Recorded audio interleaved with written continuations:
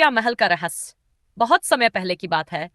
एक राज्य में राजा विक्रम सिंह शासन करते थे।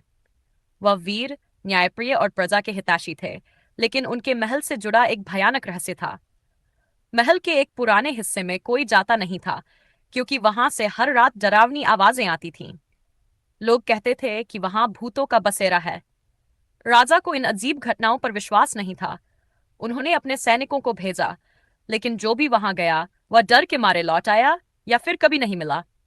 राजा ने खुद इस रहस्य को सुलझाने का निश्चय किया। एक रात तलवार लेकर राजा विक्रम सिंह उस पुराने हिस्से में पहुंचे। अंदर घना अंधेरा था, लेकिन मशाल की रोशनी में दीवारों पर अजीब चित्र दिख रहे थे। अचानक एक ठंडी हवा चली और एक डरावनी परछाई उनके सामने आई। कौन हो तुम? राजा ने गर्जते हुए पूछा। उस परछाई से एक धीमी गूंजती हुई आवाज आई।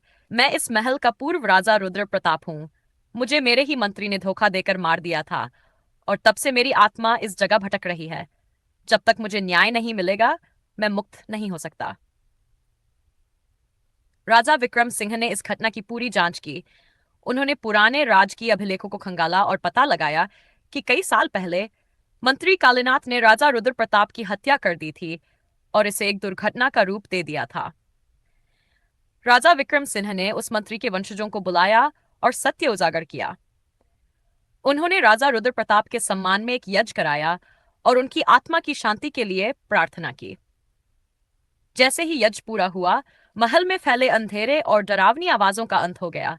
तब से वह महल फिर कभी भूतिया नहीं रहा और राज्य में सुख शांति बनी रही।